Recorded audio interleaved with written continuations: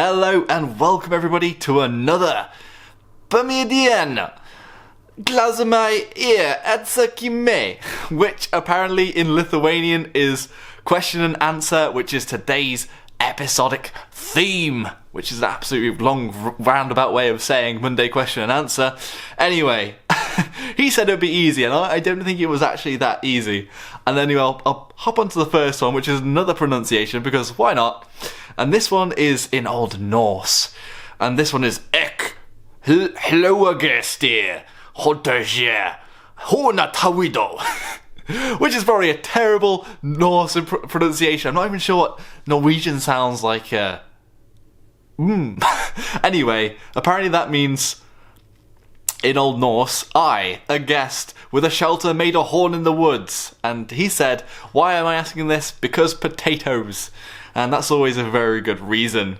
Anyway, I missed somebody's question last week, and that was from, let's have a look here, Jack Cowling, who asked, do you think Planetside 2 should have an NS bow as a primary weapon to go with the crossbow? And actually, after playing H1Z1, I would very much like a similar bow mechanic in Planetside 2. Obviously, I think at the end of the day, you don't have to have a completely tweaked weapon to fit in with the gameplay, as long as it's not overpowered. I mean, we could have a bow in it and it not be very good, and it's only there really for people to have fun with. I mean, I wouldn't even really mind having like a copy and pasted bow from H1Z1 and having it in game, or having it with a slightly different skin or texture to make it more sci-fi, so you're shooting beams rather than actual arrows, like say in the, what's the name of the expansion pack for Far Cry 3? I think it was Blood something or other. Anyway, it was like a cyberpunk game, and it had a bow with a blue arrow. Maybe it was plasma or something, I can't remember.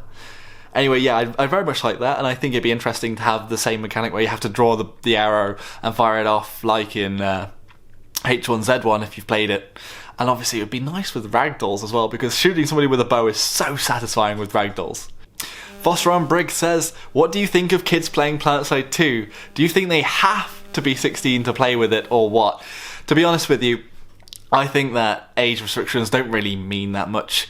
At the end of the day, you being mature enough is not really to do with age as much as when you're ready, and really the violence for me isn't the part that's bad about the game. It's probably the interactions with other people online. And obviously if you're younger and impressionable, those interactions with strangers outside of guardianship may be dangerous. But that would be the only reason I'd say younger people not play. But I don't know whether 16 is really the benchmark for how old you should be when you're playing these games. I remember I was playing GoldenEye and Perfect Dark and games that were quite violent and bloody when I was 12 or so. And that really didn't affect how I am as a person now. I'm probably one of the least non-violent people around. I don't think video games make people violent. I just think that people that are violent are going to play violent video games because at the end of the day, that's their predisposition. So, should 16-year-olds be playing the game? Yes, I think 16 is fine. I think most people that are 16 are mature enough to engage in online discussions. I think there's actually a big stigma for younger players. And at the end of the day, I played MMOs and things when I was 14 or so. And I may have been a bit annoying, but everyone has to start somewhere in gaming. And it's better that we have more people and more generations in the gaming and online gaming than not at all, really. Elzen Yong says, Joshino, I have a question. Oh, well, I'm sure you do. Are you considering doing anything of like a series or like show of which you do crazy challenges, like whenever you die you have to eat or drink something bad tasting or foul? Love the videos, mate, and us down under, aka Australia and New Zealand, still watch. Yeah, well, that's always an option. I think I need to get back into the habit of doing those Effort Will Do It lives, where I did basically a live show for like 30 minutes and cut it down to about 20 after editing. But in that 20 minutes I would try and take a challenge or something to do. In that 20 minutes I was a bit ridiculous. Isn't really normal gameplay, and it's quite interesting. And obviously it can be something physical as well, like having to do, I know Ral did like press-ups and things and exercise every time he was killed, which is quite interesting, and probably good to be a bit fitter whilst you're playing games. But obviously I will think about doing something like that, and I'll hopefully get my Effort Will Do It live series up again, playing Planetside 2 and other games, just doing a live segment. Anyway, yeah, that's definitely something I'd do, but I don't know whether I'd eat something bad tasting or foul. As long as it isn't mouldy. Cosmere Theater says, "Hey Joshino, I really enjoy your Q&A and I was wondering what you would think of having mechs in Planetside 2. They could be like the BFRs in Planetside 1 or be more like the mech suit where you could step in and out and maybe load onto a transport. Anyway, I just wanted to hear your thoughts on this. I love your content and can't wait for new videos." Well, that's nice, but... so yeah, to be honest, I think the problem with the BFRs in Planetside 1 is they weren't actually balanced. They went through and were quite OP, but the concept of a mech is fine with me. I don't have any problems with mechs. I know that some people quite religiously hate mechs. They hate Transformers, they hate Gundam, they hate everything to do with mechs. Because the idea is that they aren't that realistic and that you wouldn't likely have a machine in a human form to try and be a killing machine, basically, because it's not the most logical way of making a killing machine. But I think that as long as it was balanced and as long as it was well thought out, BFRs could be in the game. But as new content is pretty much a bit on hold and they're doing smaller things at the moment with their smaller manpower, I don't think BFRs would be likely to come soon. I think even their vehicle developer may have been dropped, so that might be less likely to come out, but I wouldn't have a problem with BFRs as long as they were balanced.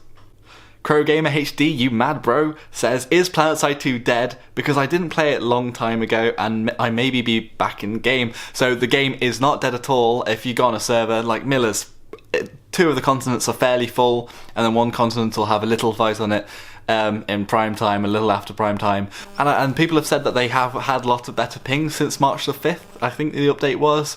But I don't know whether it's my internet problems at the moment or I'm still having the lag I had before, which wasn't related to my internet, because before I was fine playing games like CSGO and Dota, but this week I've had a really bad time with my internet.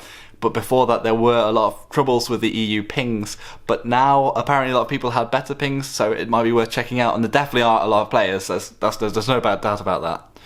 So, Very Questioning corrected me. He says, "I don't play CSGO much, not even ranked, but I'm pretty sure wallbanging is when you can shoot through walls and penetrate it with your bullets." So I got that wrong. I thought it was something to do with grenades. And obviously, I think it'd be nice to have that in Planetside 2, but it's just if it is actually part of the limitations of the engine. I'm not really sure why they haven't put it in the first place. So I don't think it's like a big thing, but it would be nice to have in the game. I think it's a nice addition to any shooter game to have walls and things that you can shoot through. But then again, with Planetside 2, because the bases are so different and the layouts of the environment are so different, it could be very hard to tell when you can shoot through something or not. Like in games like CSGO and Counter-Strike and... That is Counter-Strike, like CSGO and other games like that, you know, because you know the maps of which walls you can actually shoot through.